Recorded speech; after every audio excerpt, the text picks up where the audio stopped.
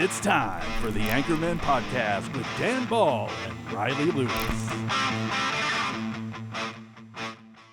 Hey everybody, welcome back in to the latest episode of the Anchormen podcast. I'm Dan Ball alongside my pal, Riley Lewis. Ry, how you been, brother?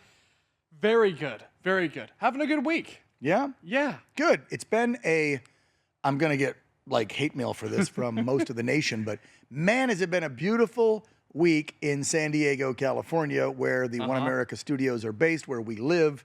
So yeah, sorry if I'm rubbing it in. But, you know, I was back in D.C. a week or so ago. And then yes. Last week I was gone. I think you took care of the podcast. We had a death in the family, so I was back in the Midwest. And, you know, snow, cold, wet, icy. Now, I like the sunshine and the beach and the mountains. You know, even though I hate California's politics and a lot of the residents, I do love the topography and the climate.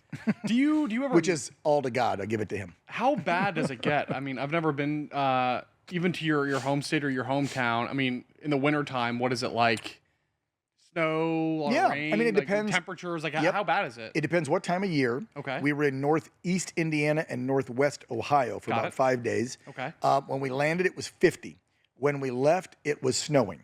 Wow. And we had a 2.5 hour delay because they had to de-ice the plane, and the de-icing machine broke, and then they ran out of the de-icing fluid that they spray out of the truck on the wings. Okay. And then if you spray a little and you let it sit, we were told by the pilot, it doesn't work as well, so they have to respray you if you wait too long. Yeah, so it can freeze your you-know-what to the flagpole cold. Okay, that's how cold it gets. Okay. Before we got there, though, they had that warm-up of 50 while we were there, but the previous week, those areas of Indiana, Ohio had it was like 6 or 9. With the wind chill, it was minus 25. So to answer your question, it can get nasty, or it can be, you don't know, from one week to the next in the Midwest in the winter. Okay, so let me ask you this, because I have some family in the St. Louis area. Okay. And what they'll tell me is it's inconsistent. So one day it's 20 degrees, super windy, totally gloomy, just really, really horrible. And then the next week, it'll be 70 degrees, sunshine on a Sunday. Yeah. Do you see that? Is that Maybe a Midwest not 70 thing? in the winter, but like I said, it hit 50 on the okay. day we flew in, which would have been, I think, last Wednesday. Okay. And then it slowly declined until when we left Sunday, it was, I think 15 and snowing. Okay. So, yes, it can change like that.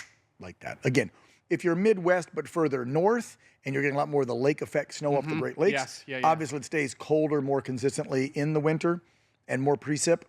But if you're kind of maybe central Ohio, central Indiana, not as bad. But yeah, it's like this. But look at where we're at in California. We're kind of like this past week because a little bit. We had rain a week or so ago, crazy, even a little bit of flooding in downtown San Diego. Even a little hail. Actually, oh, there was. I missed that. In some parts of the county, a little bit of hail. I missed that part. Yeah. And now we're like high 70s today and tomorrow, almost 80 in February. So again, and our guest tonight, I'm excited to talk to him to learn more. He's been on the show as a fill-in for you, for me, as a guest helping out with headlines, but now he's a new family member. And I mean family of OAN, the One America News Network, and we'll explain that once he gets on here in just a second. But I'm interested to learn more about him because even though I've been pals with him for a few years, and he and I worked together, you've worked with him now, and now he's going to have a show here on the network, I don't know his backstory. And that's what I love about the Anchormen is we get to learn more about people's background, who they are. And I think what we're going to do, what you and I decided to do with our guest tonight, is kind of do a review of the State of the Union. Because hour and 48 minutes, and I think, I'm not going to brag, but I'll brag, it was one of the best, probably the best, it was the best. It was the best speech I've ever given. I really think it was one of his best speeches. Oh, so agreed. I mean, look, I haven't been in this business nearly as long. However, it's the best speech I've ever seen from any president, period. And I really hope that it affected even the left. I know they hate America and they really hate President Trump. That's their whole identity, right? Yeah. It's their whole brand of politics is just get Trump, we hate Trump. That's all the rebuttal was for 13 minutes, right? But the focus, the statesmanship, and the close, we have some stuff we'll show later, I really hope, but the close was incredible. It's hard not to be romantic about America. This is the greatest country on earth by far. That's not even. And sometimes all you need is a cheerleader. Look, times might be tough. Maybe in your state, sure. like our state, the affordability hasn't come down yet. And so you're over there pissing and moaning. What's Trump talking about? Right. Listen, I feel you. We live in California. Yeah, Our gas is still almost $5 because they won't come down out here because we have an extra $1.09 gas tax and they're getting ready to raise it again on us. You know, our average median home price in San Diego is $805,000. Our milk and bread and eggs are still costing $5, $6, $7, $8. We get it, but there are states where it's coming down. The president even alluded to when he was in Iowa the other day, he saw a sign for $1.86. But a lot of states, when we were in the Midwest, are in the twos now. We're still almost $5. So interest rates are down, GDP is up, stock market hit dozens of records last year. Amazing. Yes. Prices for gas and goods are coming down slowly, but they're coming down. Again, he's been in charge for 13 months. My gosh. 13 months and about, 6 or 7 days. Yes. Give it a second. I can't wait to see what 26 holds. We're only in February. Agreed. And just the border, the support for border security, for CBP, for ICE.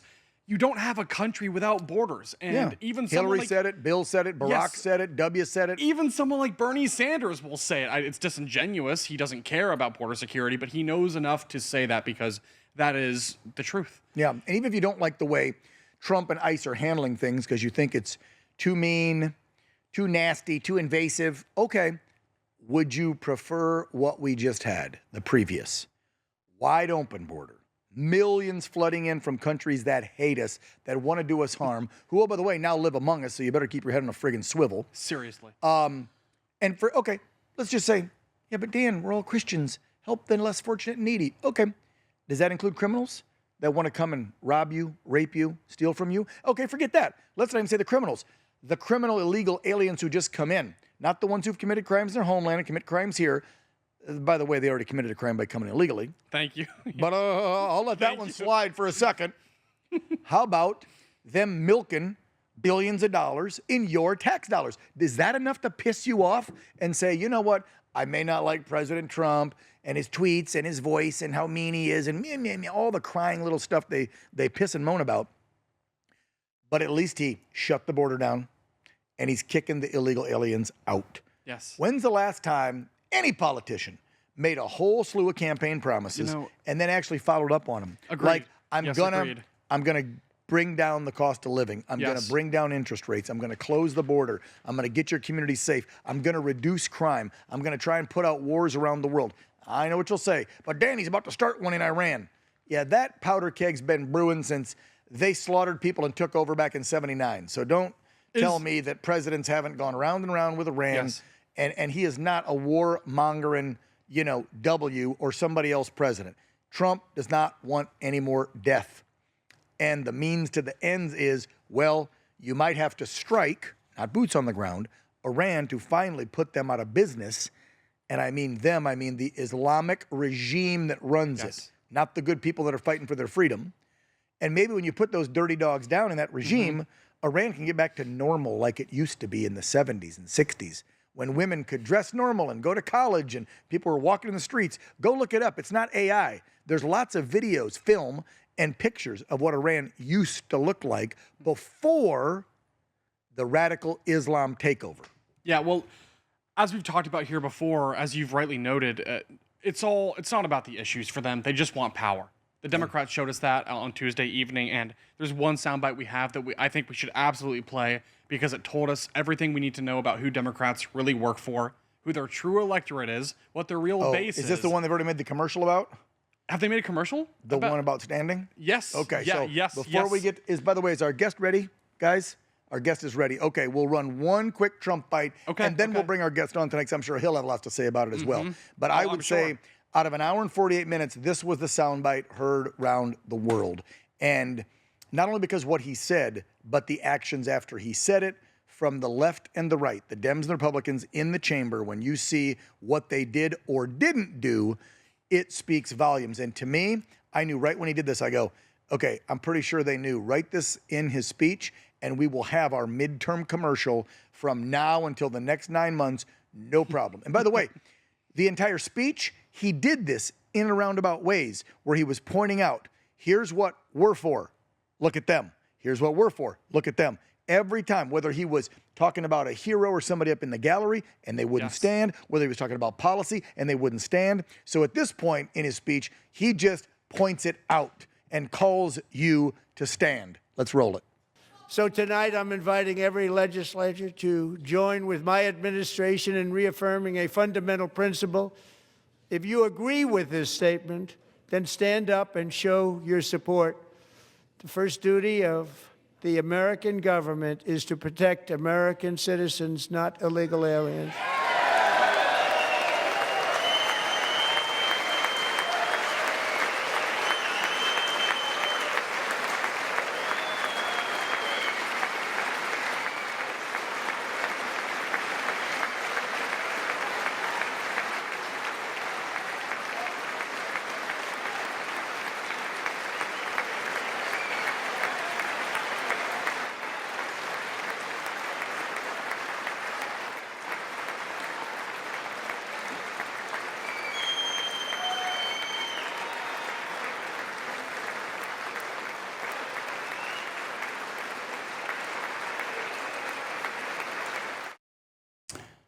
I mean, and I love the fact that he's standing there and he goes,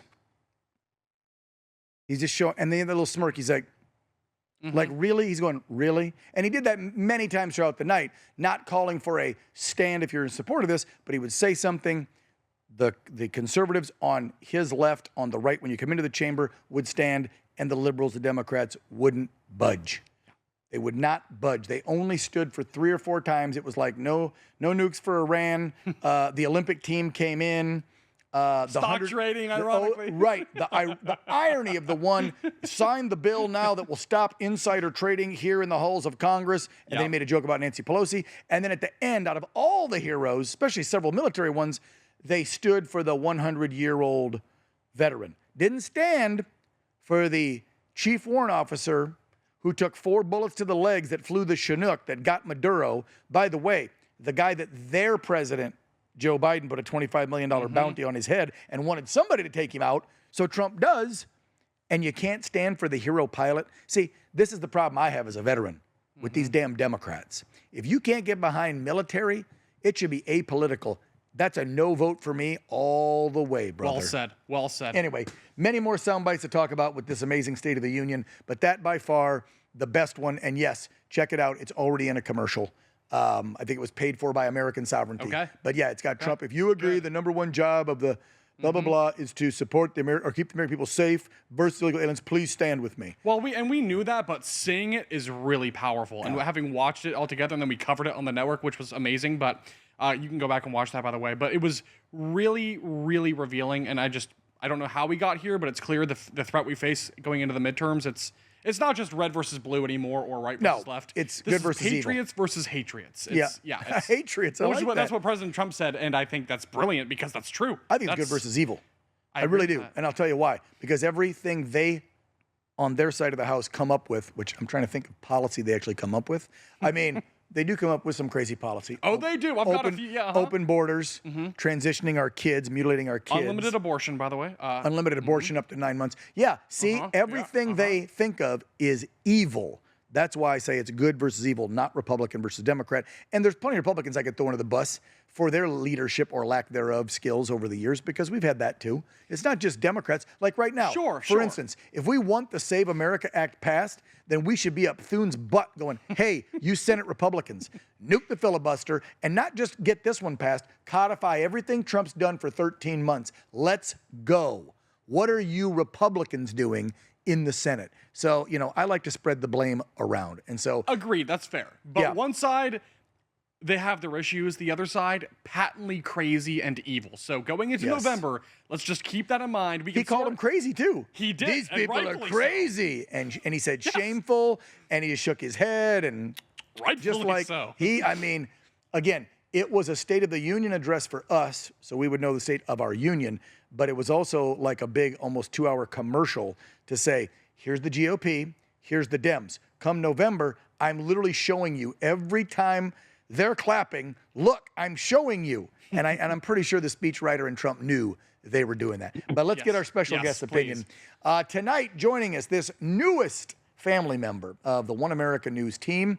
And I am so glad to welcome him aboard because it was probably about, oh geez, he'll tell me if I'm wrong, 5 years ago. We were at the CPAC convention during COVID when they moved it out of DC down to Orlando, I think was the first place I met this young man. No kidding. I think so, 2021. 5 years ago. Maybe 2022. He'll tell me if I'm wrong. Let's welcome to the program the newest team member, and I believe the show is going to be called Prime Time with David Pollack. No, David Pollack, Prime Time. Oh, jeez. Okay, I screwed it up. Whatever. Whatever, Prime Time. Now you got big britches. Now you're going to correct the old guy. Okay, David, okay. I know. I don't have that great warm lighting that you guys have on the Anchorman set here. I'm feeling a little cold here. I should have adjusted. That's what I get for not joining early. Man, I am so happy to be part of the OAN family. We've had so much fun out there in San Diego since, July, since, Dan, you gave me the opportunity to fill in for you back in July. And right. We had a great 2 weeks. The show did really well. Then I filled in for Matt for a week. I filled in for you for another couple of weeks. And then I filled in for Chanel. For a couple of months. For months. Yeah, from Chanel's December been on all maternity the way leave. through this week. Exactly. And, look, I've had a lot of fun, and the audience reception was very good. I don't know why. I don't know what they're thinking, why they like me. I think we paid people off or drugged them. I'm not sure. Yeah, whatever you guys did to make the audience like me, thank you. And now here I am, and I'm very excited for the show to launch. I'm excited to join you guys out there as the Anchormen, the Anchor People. The Anchor People. We want to be fully inclusive here. No, it's called the Anchormen. It's okay. If we put a woman on here, then we'll call it Anchor People. But right now, it's the Anchormen, and that's okay. That's right. That's not sexist. It's factual, David. Right now, the two hosts doing this are males, and there's only two genders. Anyway, That's right. as the president pointed out in the State of the Union. So let me say something then, because I was watching backstage when I came in, and we were sitting in Dan is for the behind the scenes for the audience at home. Dan has a great office there at OAN. It's like a giant fishbowl because Dan wants everyone to see how great he is. So he has all these he has all this glass around his office. So You want to see what my friends bought me? Exactly. There we go. I'm Ron Burgundy. I'm Ron Burgundy. Yeah, exactly. So we were all guys are all sitting in Dan's smartasses. office watching the State of the Union and all taking notes. And I'm going to say something nice, Dan, after I've been smartassy, because you are such a good journalist. I mean, I know you won your Emmys and all that stuff. Oh, those bookends? Those are bookends Yeah, now. your bookends. I don't care about my colleague giving me I a usually trophy. just watch and absorb and then talk, right? That's what I do. I talk. And in this is the set that gave birth to David Pollack's voice.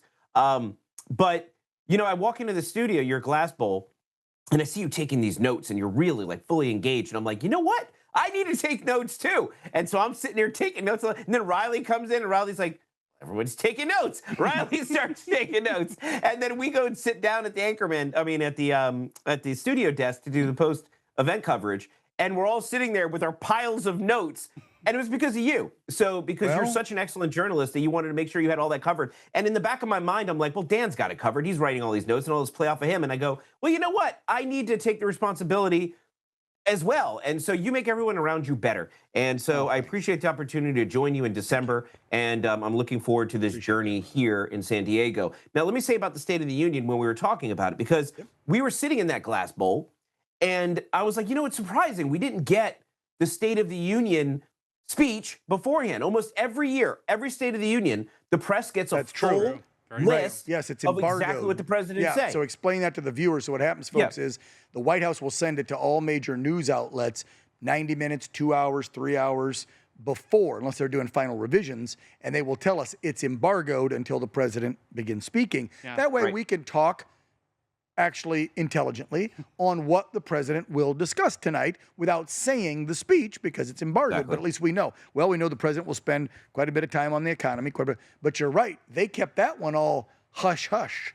Well, and what I found interesting about it, because we were like, oh, that's weird. We got some excerpts, but that was it. Excerpts. Right, just the small ones. That's all we got. And then you guys mentioned before I came on air, you mentioned that he kept looking over at the Democrats. The reason why that speech wasn't released, and it made sense after the fact, I thought about this earlier, is because he wanted to that gotcha moment with the Democrats. He wanted to be like, who's going to stand? Because if the Democrats knew about it, they would have been able to prepare and decide when they were going to stand and sit. Right. Trump had them thrown off all night, and then Kat Kamik sitting there in that beautiful red dress, right in the middle of them, showing what they're standing and not standing for. And they didn't have Nancy Pelosi going like she did when she was ripping up the speech, like she did. So the Democrats had zero idea what they were supposed to support because they're mindless lemmings. Completely. And so because if Trump says it, don't stand up. Oh wait, it's really good. It's about saving kids, or it's about that. No. Oh wait.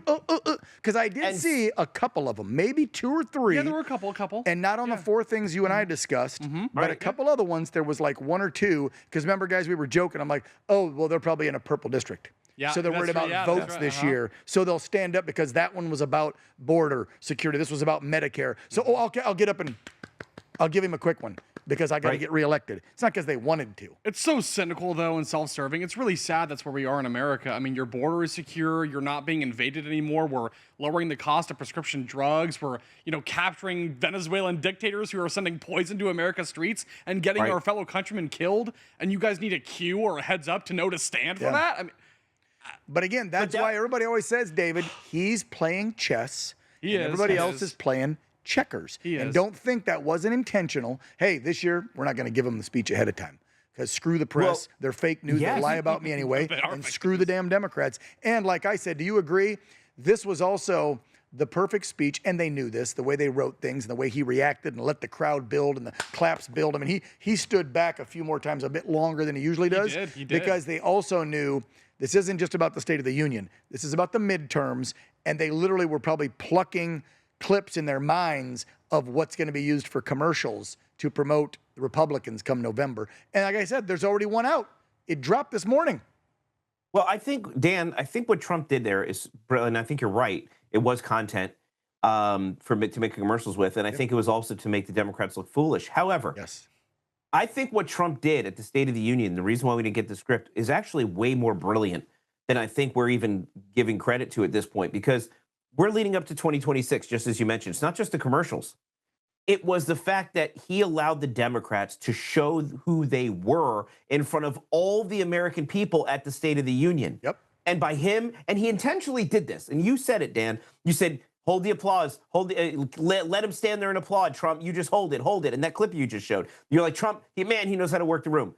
And you're exactly right. But if you look at how many times he looked over to Democrats with this disgust. Almost every single time. What he was doing was communicating with he wanted the viewers at home to feel the same way. What Trump did was use the State of the Union to make the Democrats look as petty and as mean and as nasty as they are. And the speech was written so brilliantly to put that on display for all of the American people. And the post-State of the Union polling suggested that overwhelmingly the majority of the people thought it was a good speech, a positive speech, and they thought his plans for the economy were way better than the CIA spy who gave the rebuttal that was all lies. Don't get me started on her. Well, that's why I said to Riley right before you came on, I said, did you notice how almost every single downbeat on one of the major thoughts, so if he was bragging up the economy, he was bragging up the border, he was bragging up the prescription drugs, he would look over and he would wait, and then he would either give an eye roll, his little smile, his smirk,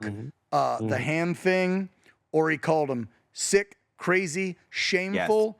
I mean, these are just a few that I remember. He probably said more, but almost every single point, you're so right, David, he made that point to make that visual, facial disgust of these people over here. They're shameful. They're crazy. They're sick. Look at them. They won't. What do you stand for? Here's what we stand for, literally and figuratively. They don't stand for squat, except, I guess, the opposite of what I'm saying, because they can't even clap for a girl who detransed after getting stripped out of her parents' home and taken over by the state, and they tried to cut body parts off and give her hormones. You can't stand for a hero who took 4 bullets by getting a scumbag narco-terrorist. You can't. Oh, I think the drug prices might have got 2 or 3 of the Dems. I would hope so. I would hope so. Because they probably had a lot of seniors in their voting area. Anyway. All right, well, good. But the irony of it, though, is that CNN had the pool feed control, right?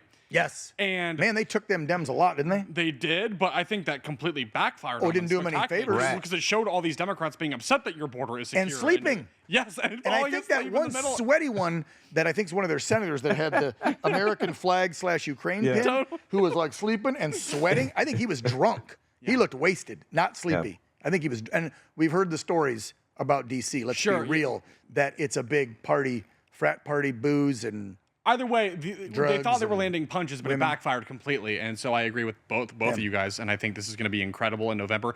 I hope it does mobilize the base. There's still a lot of time on the clock, but everything's on the table in November, and winning is not optional. I mean, before we get to have more win. of the State of the Union, can we take a step back before we run out of time? Because we're already 20-some minutes in, and we haven't learned about David Pollack. And David, you know that's what the Anchormen podcast is about. It's not just about talking headlines and some Anchormen up here BSing. Not but Anchor Lady. It's not Anchor Lady, it's Anchorman, and that's a fact. San Diego, Wales. So, David Pollack, your new show, David Pollack Primetime. Did I get it right now? David Pollack. you did. Primetime. Prime time. So He's good. got it. That's exactly right, Riley. Oh, are you going to do the voiceover for it? David Pollack Primetime. Prime time. David Pollack. Primetime. There's a beat. There's a beat in between. Yeah. Anyway. All right. Anyway. So, did they give you a launch date yet next month? When are you launching? We're launching April 6th, Monday, April 6th. Oh, okay. You get a whole month off now? Well, I don't know if you call it off. I have I know to you got to my move across whole the life. country. I know. I And mean, you see where I'm going with this? I'm leading you. This is what a good journalist does. I'm leading you to the next question. right. So for a month, you're going to be moving your family from where, David? Oh, did you grow up there? Where were you born? Let's go. See how this is how you do it. Anyway. it was a cool Florida day. Oh, God, the here we- breeze was coming. No, yeah, we're leaving. I'm born and raised in South Florida. Lived in every city in this state, but no, we're living in Orlando now. We're moving to San Diego, and Gotcha. man, can I tell you something? And this is to tie it all together, just because I'm such a good commentator. When they complain about affordability, I live in Florida, red state. Everybody wants to live in Florida, and mind you, there are some places in Florida that's expensive. But when now we're moving to California, when they complain about affordability, California is the most expensive place I've ever even looked at living at. It is by far insanely expensive. You see, between the gas prices, the home prices, the taxes, to live in California, you can't afford to live in California. So when a Democrat is sitting here talking about affordability, how about you put your money where your lying mouth is and make it cheaper to live in these Democrat freaking hellholes? By the way, San Diego is not a Democrat hellhole. It's one of the best cities in the country. Beautiful weather, beautiful people. Well, it's not a hellhole, but it is run by dirty-ass Democrats now. Well, that's just the 6 issue. years ago, Yes. it was Yes. not. 6 years ago, we had Kevin Faulkner. We had a Republican mayor. did. I believe, and you'll tell me if I'm wrong, because I got here 5 years ago. We also had a one-seat majority city council, We did, Republican we over did, yeah. Dem. And I'm not quite sure about the county commish. I know He was it great, by the way. He just close. turned out, and the guy who took over his spot is a complete Oh, communist. Todd Gloria? No. It's this guy, Kent Lee, who took over. It doesn't matter. We had this guy, Chris Cate. He was great, Republican, solid Constitution guy.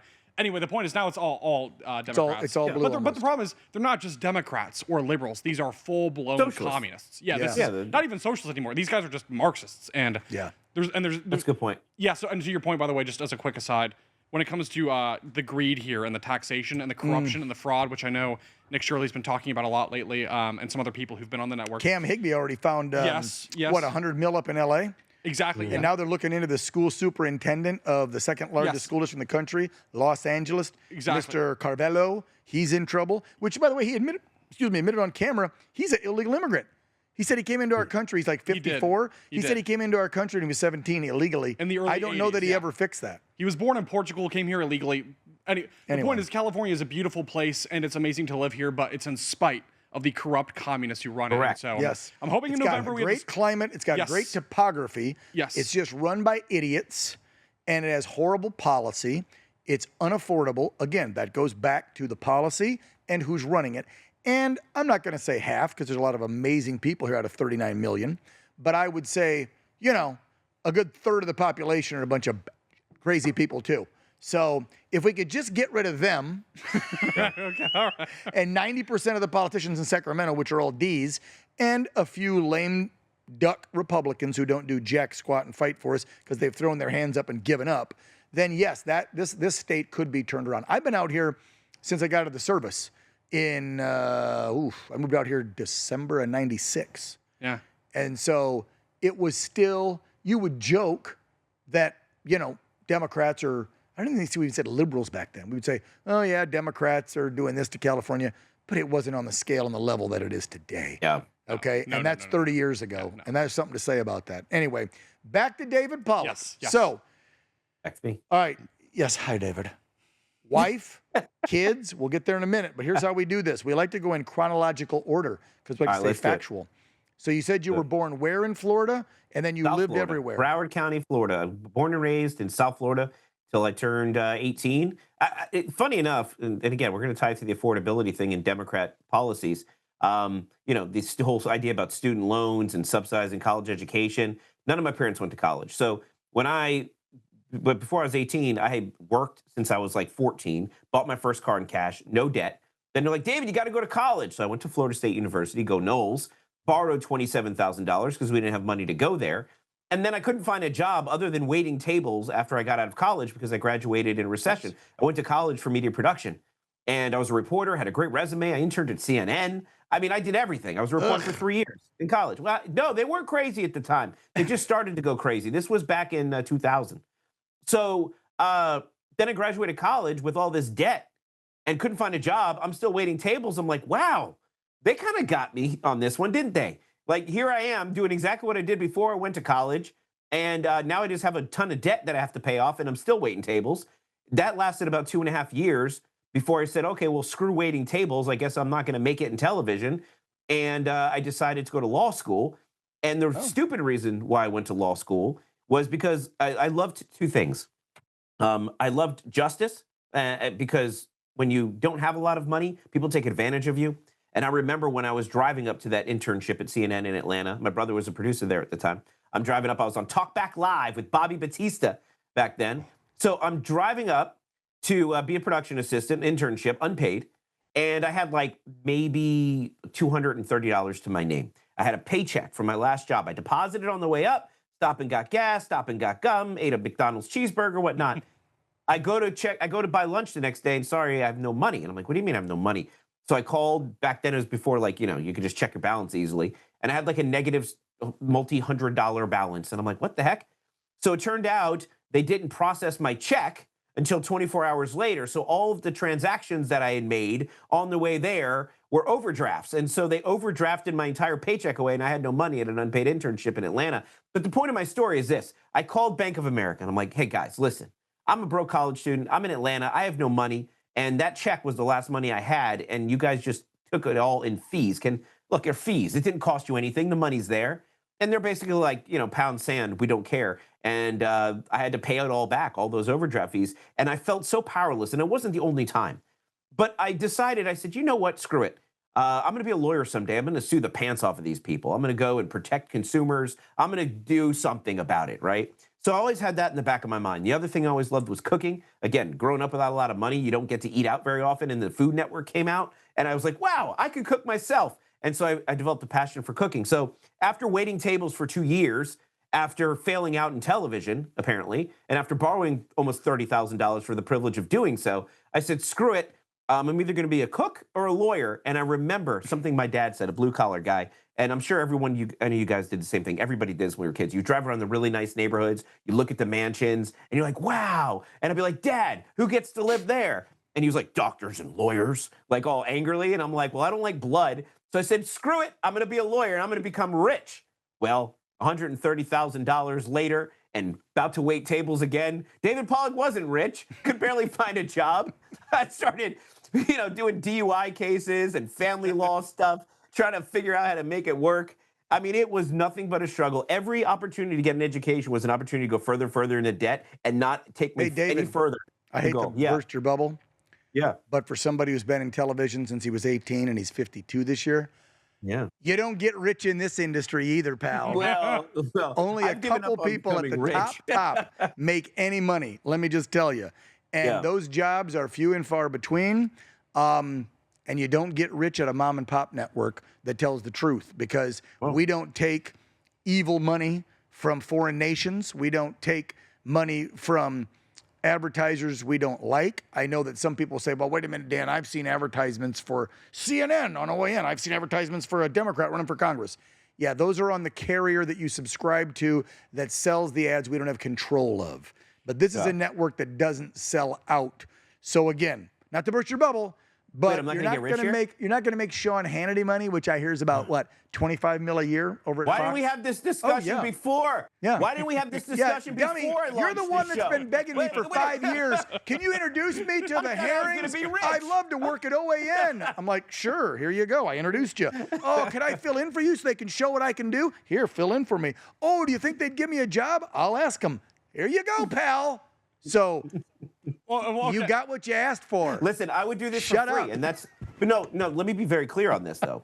I love this, and I would do it for free. And as That's a why matter I've of been fact, doing it for so long, I've done pal. it for free for a very, very long time. I know you have. I know you have. Because I love it. Let's and I go would do back this to for your free. chronological order I now. have some follow-ups really quickly. Okay, yeah, go. Well, but I want to make one thing clear. Please. The reason why I went to law school is because I had it in my head as a guy with no money that, if I borrow all this money and I go to these fancy schools, I would get to become successful. It wasn't until I got scammed out of almost $150,000 in life that I realized that you don't become rich going to school and getting a degree. You really have to actually work. And yet, look at how schools and colleges and the liberal elites look down at the trades, at the craftsmen, at the people who actually become rich by not going to college. That's the bill of goods all of us have been sold for the last, I'd say, 3 decades for sure, at least. where they've told the American public, if you and parents, this is what really pissed me off, told parents, if you don't help your kids get a college education, they're never going to amount to squat. You've got to have a college education to make it in America. You want to make 6 figures? You better get that bachelor's degree. You want to make 7 figures? You better get that master's degree. Bull. Bogus. You are the CEO of yourself, okay? You are your own business. If you want to succeed, you'll make it happen. Hard work, determination. I've seen it in both of you time and time again. That's the key to success in life, as far as I can tell, is passion, drive, discipline. It has nothing to do with school. Well, guess what? If you're doing something you love, it's never work, number one. Number two, money ain't going to make you happy. Let me tell you, as somebody whose life's been like this with cash, okay? I mean, I can go back to not couch surfing, but almost couch surfing during my congressional bid in 17, 18. I was sleeping, my wife and I were sleeping in some friends' casita or mother-in-law suite or a little guest bungalow that was about 600 square foot out behind their main house. And that was me, fiance, dog, and when my daughter visited in a 2-bedroom, 600 square foot guest casita. My gosh. Because that's all we could afford. I had to sell the cars. So I've been like this. And let me tell you, with more money comes more headaches. So it's not always, I know life is easier, obviously when you have a little bit of scratch, so you're not scratching looking for coins in the couch to pay for a McDonald's cheeseburger. So obviously you want some. But this whole mindset of you're not anybody unless you get rich is also another false that we've been sold over the last several decades. Exactly. And there's success looks like a lot of different things. I just mean whether it's success in relationships. If you got God in a family, you can be pretty rich and happy. Relationship. Agreed. I agree with that. This. And so back to you, David, because I do have some follow-ups. What did you study in law school, a specific area of law? Because as I understand it, the lawyers who do make tons of cash are usually in corporate law. And so I don't know. Patent attorneys. No, those patent and trademark guys, they make a ton of money too. Oh, no, okay. Some of the ambulance chasers make some money too because Well, they you do make frivolous money there, too. lawsuits and then get 40%. Look, Okay. Yeah. There's a lot of ways to make money. I went into the area of law that you don't make money in, and that's just my story in life. But What area is that? You were like, I worked in government. okay. So I decided not to make money as a So lawyer. after you get your law degree, then how many years did you try and practice law and then finally go, wait a minute, I'm going back to TV. And in between there, give us personal life anecdotes here, right? Because when did you meet the wife and you got kids and you got to fill us in here. We're trying to, don't boy us. We're trying to show the viewers who David Pollack primetime truly is. Okay, primetime? Look, no, I met my wife in college at a keg party. I think it was my summer after my freshman year. Were you doing keg stands? No, I was not. Oh. But it was a very long keg line, and when I just got my beer, somebody pulled the fire alarm, and so everybody is like kind of dispersing because the police are showing up now, and I was of age, of course, and so I I went, and my friend Samson was like, David, come meet these fine white women with me. I'm like, all right, cool. I like fine white women, and so I went over. I'm judging by that your friend was black. I don't know. I mean, Because he called him a fine white woman. yeah, basically. So I went over and I met some fine white women with I like Samson. fine women in general. Yes, Anyway. I said, David, come meet these fine white women with me. I go, all right, let's go. And so anyway, so I met some fine white women and I dated one of them. And we went skydiving, and the next day, and that was that. The rest is history. We have a couple kids. Whoa, wait a minute. Like your first date was skydiving? Listen, that's how I roll, man. I'm a pretty awesome dude. Yeah. First of all, do they have a parachute small enough that would fit you? Anyway. You know I was going to do that. No, Okay, Dan, I used an umbrella. I used a beach umbrella. I just shoved. Oh my God, you look like the penguin. It's Danny DeVito. Exactly. It's David Pollack. Yeah, exactly. I just. They wanted to give me a parachute. I said, no, I got a beach umbrella, and I just woo. I'm like sorry, Mary folks, Poppins. if I offended anyone that is shorter statured out there. I am so sorry. I'm allowed to mess with him anyway. Okay. Listen, I'm 6'5" on camera. Okay, all right. Yeah, and I can make a really good one right now, but I'm going to leave that because then we'll get censored. So I'm not saying what I just thought I would do. Hold on. I'll tell Riley. No, I'm just kidding. I was going to tell Riley the joke off camera, but we'll let that go. Okay, all right. So your amazing wife, you meet her in college. That's a pretty cool first date. That's pretty cool, skydiving. Do you have a cooler story about how you proposed? Well, the proposal story is hilarious, actually. I can tell you the romantic version or the practical one. I think I'll mix in a little bit of the both. Look, we only like facts around here. This is OAN. This ain't MSNBC or CNN. We don't lie. This ain't fake news. It's MS Now. It's MS Now. Facts are funny things. Facts are funny things. The thing is, so I had this whole idea in my head that I was going to propose on Christmas. This is before I was a lawyer. Free legal advice: if you propose on Christmas, courts will view it as a gift if she later does not fulfill the obligation to marry. Otherwise, it is a contract contingent upon marrying. So if you propose on Christmas or a birthday, then it becomes a gift. If you propose any other day and she later doesn't commit to the union, you can take the ring back. Okay, wait a minute. Only lawyers know You, that. you just made proposing and marriage sound gross, disgusting, and a pain in the butt when it's supposed to be like beautiful and amazing, and you made it all lawyerly, all legalistic. Like, I'm just giving you some free advice. So wow, there you go. You guys got some free legal advice from our in-house legal guy. I proposed on Christmas Eve, so I gave a gift, and so my whole plan in my head was that I was going to put this ring on her finger while she was sleeping. And then she would wake up on Christmas morning, and and she would look down, and I'd propose. All right. Well, she gets up in the middle of the night to use the restroom, and then notices there's a ring on her finger. First, I'm thinking she's going to drop this thing in the toilet. Oh, can I say that on YouTube? It's a podcast. It's just not broad. They'll censor if they don't like it. Whatever. I'm like, oh man, she's going to drop this in the toilet. So I'm half like nervous now, and then I'm like, what am I supposed to do? Like kneel in front of the toilet? So now I'm like, I don't know how I'm going to propose. And she starts freaking out in the bathroom. Anyway, she said yes, obviously. That's it. Wow, you built that up, and okay, wow, yeah. I'm kind of let down now. The other side of the story I tell is the reason why I did it while she was sleeping, so I had time to take it back if I chickened out before she woke up. But that's not really the story. That's just a funny punchline. I would say you did it while she was sleeping so she couldn't scream no and get out of there. That's right. Don't you remember while you were sleeping, you said yes? What do you mean no? All right. You have two beautiful kids? I do. Two daughters. Nice. Two daughters. Amazing. You know, I have an 18-year-old daughter. How is that being a girl dad? I love it, actually. Everyone's like, don't you want a boy? I'm like, no, I love my girls love their dads, and we have a great relationship. And yeah, by the way, if I would have tried for a boy, I would end up with 3 girls, and I can barely afford the 2 that I have. No, it's been great. And now you're going into TV talk shows.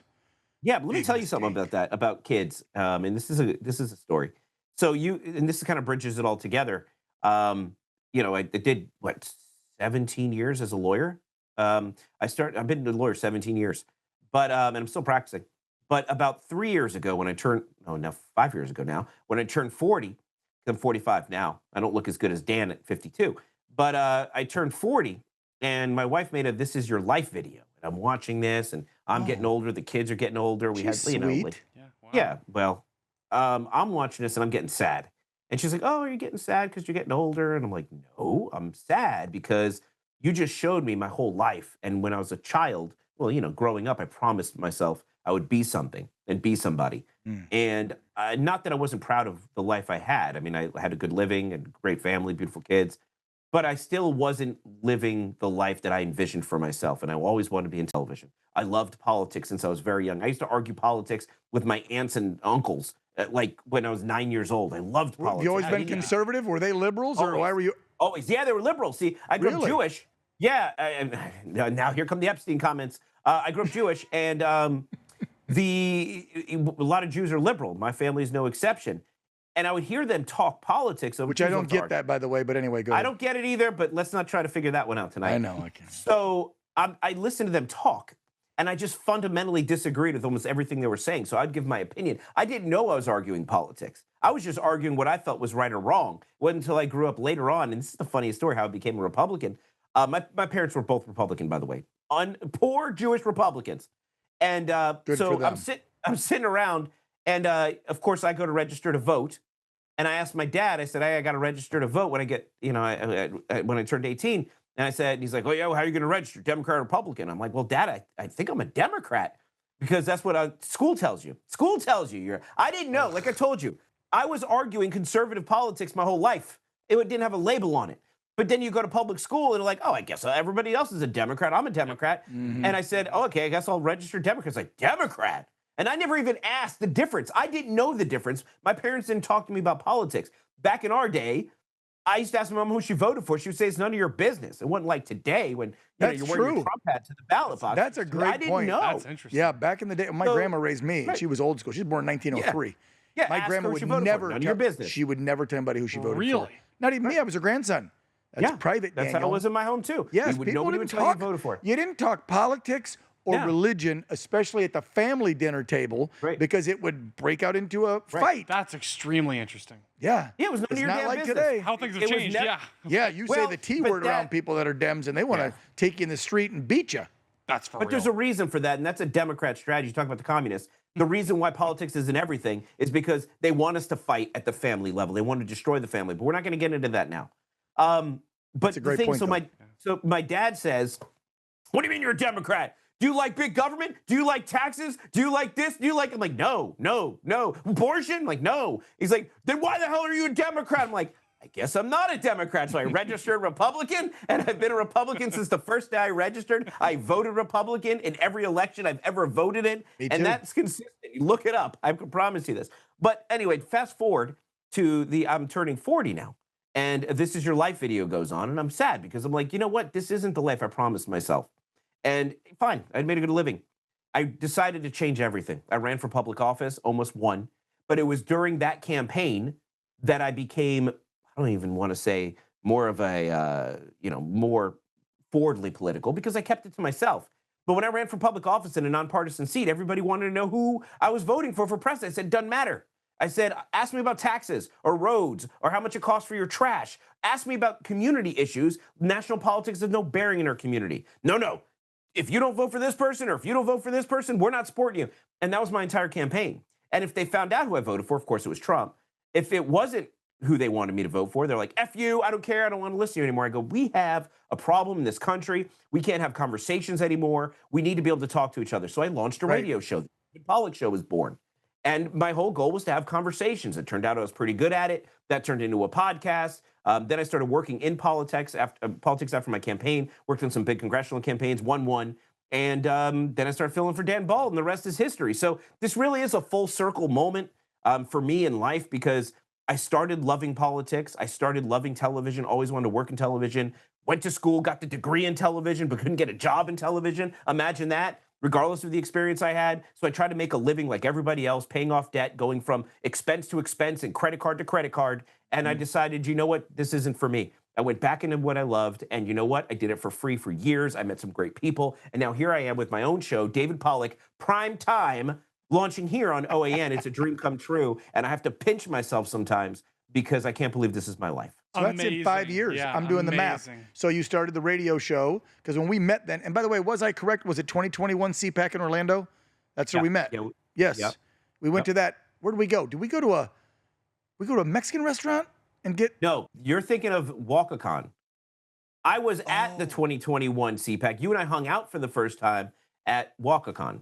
So I think I saw you at CPAC. Yeah, we met at CPAC. Yeah, okay. But I was nobody back then. Right. We haven't been talking about your show or doing any of the spaces on X or your podcast or that till a year later in 22. After WalkaCon. Okay. Yes, because I started my radio show. My radio show actually launched, it's less than 5 years. This is kind of an awesome story because my radio show launched in April of 23. I worked on Corey Mills' congressional campaign. I was his political director here in Seminole County. That campaign concluded in November of 22, and we won.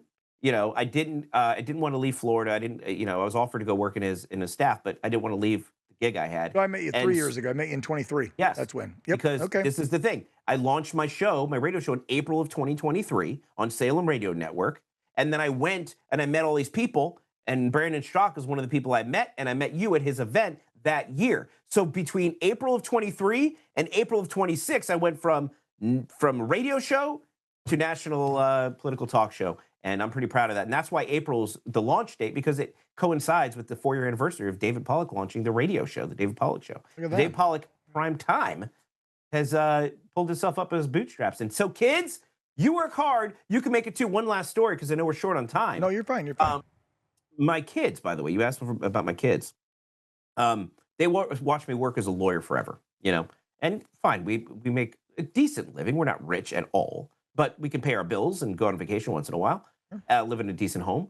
But my kids were never inspired by that. It was never enough for them that we live in a nice home, because they didn't struggle ever, thankfully. So, you know, they would see me working and not really loving my job. It wasn't inspiring them. It wasn't enough for them. And if you have kids that are fortunate not to grow up wanting things, you know, they kind of get a little bit lost in what they want to do when they get older, because, you know, they see their parents working and they're unhappy and they're like, well, I don't want to do that. And they kind of, they look for guidance, you know? Yep. When I started doing my radio show and started doing social media, because I do a lot on social media too, and I started doing the podcast, and they started to see me chase my dreams and succeed, and it changed them too. My kids went from being like, oh, I don't know what I want to do. Now they're super motivated. My 14-year-old. They're sponges, and they look up to mom and dad. My and like you 14-year-old said, has girls look up to their daddies. So you got to be a good role model. I know. Yeah. My daughter has gone from wanting to be a vet because she loves animals to maybe doing something in therapy, helping people. There for a hot second, she thought maybe music therapy because she loves music. She's about to graduate in a few months, and she's back to, you know what? I don't know what I want to do. But she's like, I'm not doing television. And her mother is a school teacher. She's like, and I'm not teaching kids. And I'm like, honey, take your time.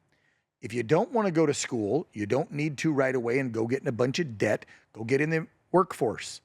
Go join the military like I did. Get in the Air Force, the Coast Guard, the Space Force, something like that, where you can get an education, where you're not on the front lines, you know, just being a soldier, but you're learning something. I mean, I went to school for journalism in the United States Air Force. We're like, wait a minute, there's a school? Yeah, there's a school. It's called, well, we called it AFARTS, Armed Forces Radio and Television Service, and you go to a school called DINFOS, the Defense Information School. And all 5 branches, they teach you journalism in less than a year. And then you're stationed overseas doing live radio and TV to the troops. And so that's how I got my start. And I know I've inspired some kids in speeches over the years to go do something similar. But yeah, my kiddo's not that keen on this biz. What are your two, and they're a lot younger, I think, than my daughter, who's 18. Yeah. What are your two thinking about doing now that they're getting some direction? I don't know about my younger one yet. She's still too young to kind of really know.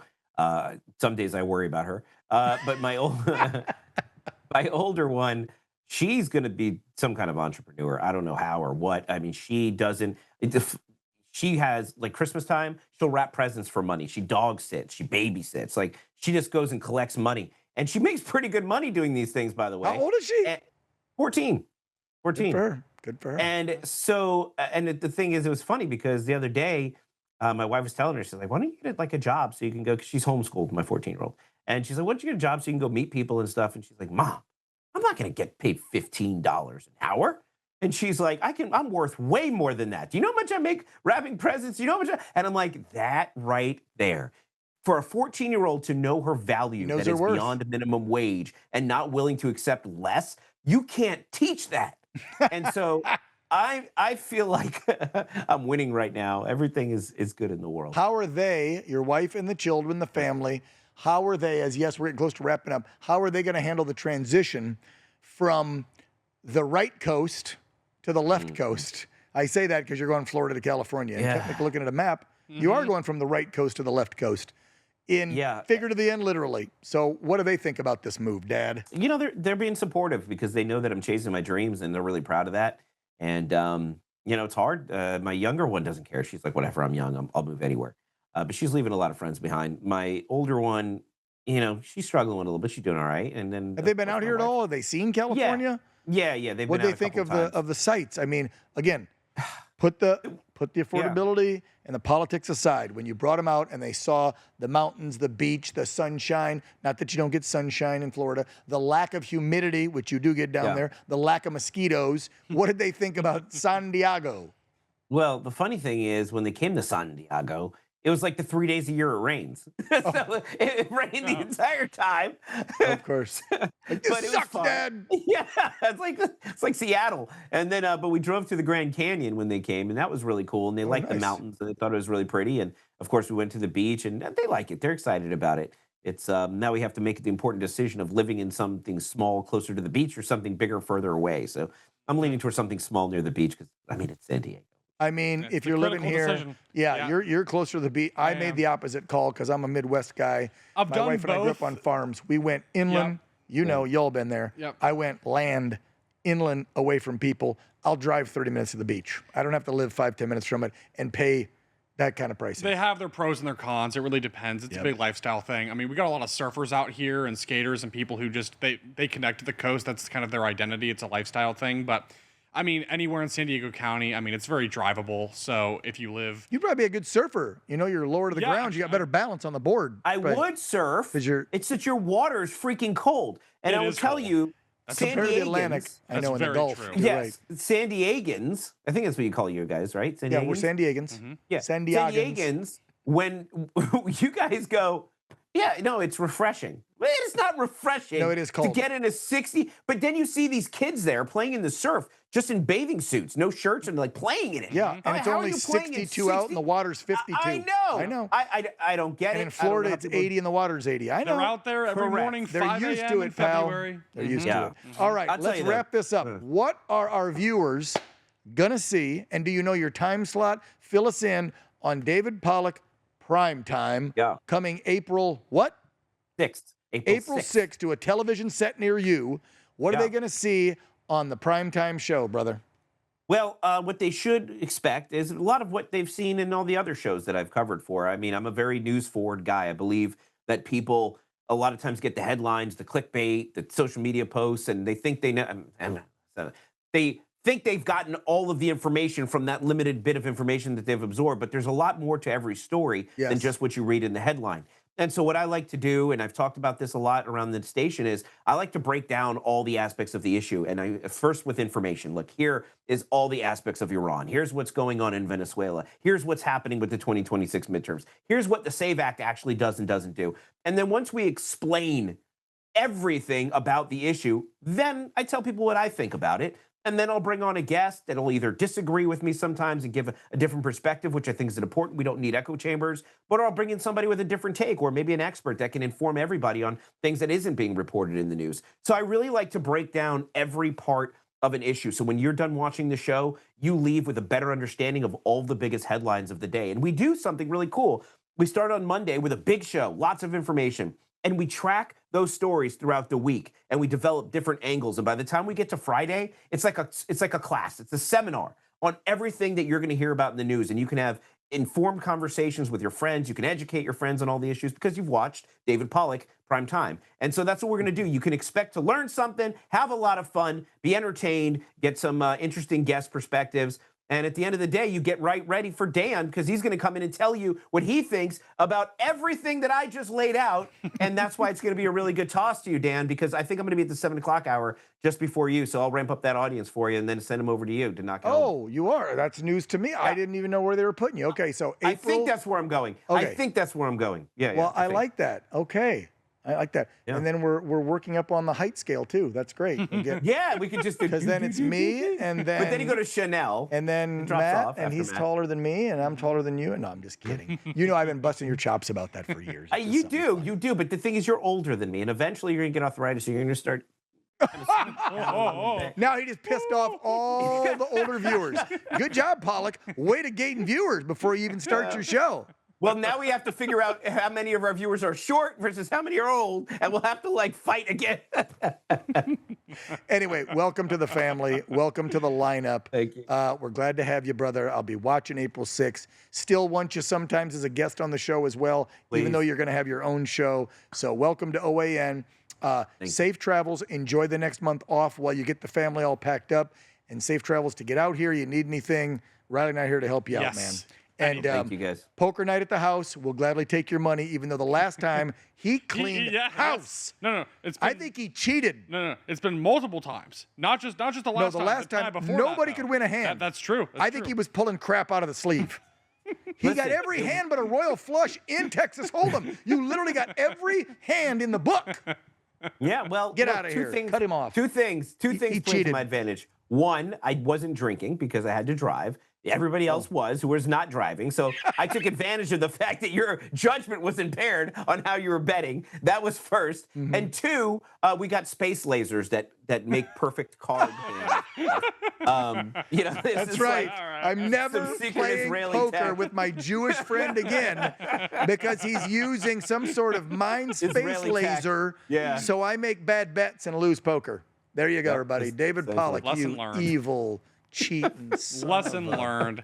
Anyway, Yeah. brother, we love you. Welcome aboard. We'll see you come April. Safe travels. Now go spend time with the family.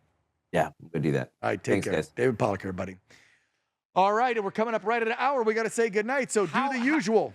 Okay, but I can't believe that was an hour. However, we have some things to take care of. First of all, our sponsor, housekeeping. our amazing sponsor. They deserve a lot of credit for what they're doing for veterans. Yes. Veteran-owned and operated Grunt Style. And we always want to be clear here. There's a foundation, and that's just working with the veteran community of America. And then there's the merch. Yes, which is totally different. Which they have. By the way, we didn't even have any whiskey tonight. No, They have these I know, awesome wow. bullet glasses. I totally forgot to get them out.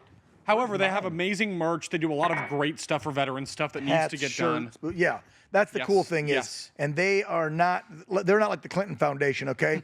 It's not 90% to the Clintons and 10% to the charity. A big portion of almost every dollar that they make on their merch then goes into their programs to help veterans and their family members. So check out the Grunt Style Foundation, and as always, a big thanks to Mr. H, that's Mr. Robert Herring, his sons, Charles and Bobby, who put this whole shindig on for the last 13 years and give us a job, give us a voice, give us a platform. And so big thanks to them. And of course, you can't ever forget the viewers, the fans, you guys, for watching OAN. Thank you so much. Let folks know where we're at. We're out there now on Spectrum. We're on Sling. We're on Dish. We're on YouTube TV. We got our Prime own Video channel now as well, which we're is on Prime amazing, Video. That's yes. right. I think even the Pluto and Roku smart TVs, OAN Plus. Now, that's not all the new live fresh stuff, but you at least get a taste for OAN on Roku and Pluto as well. So, and more carriers are coming. We're hopefully getting more great sponsors for this, for our talk shows. We're just going to keep growing in 2026 after, they censored the hell out of us 3 years ago. We're coming back bigger and better than before. Riley? Final word, let us know. You follow us on all the socials, of course. We're on YouTube, X, Rumble, Facebook, Truth Social. We're everywhere, and we're growing as well, adding new shows all the time, adding new staff, writers, PAs. For all things related to the network, go to OANN.com. That's the mothership for all information regarding the network and our content and what we're doing. And of course, like, subscribe, hit that notification bell. And if you have any comments, questions, guest suggestions, or feedback at all, please let us know. You got it. And we'll see you next Friday for the latest Anchorman. It's still men. And if we add a lady, That is a scientific fact. If we add a lady, we'll call it the Anchor Persons Show. But for right now, it's the Anchorman. Thanks for watching. For Riley Lewis, I'm Dan Ball, and for the entire OAN staff, thank you so much. God bless you all. See you next week. Want to see more great videos like this? Click on the link below to subscribe to OAN Live and watch Dan Ball's Real America and The Matt Gaetz Show on Dish Channel 212. Tune in, subscribe, and watch today.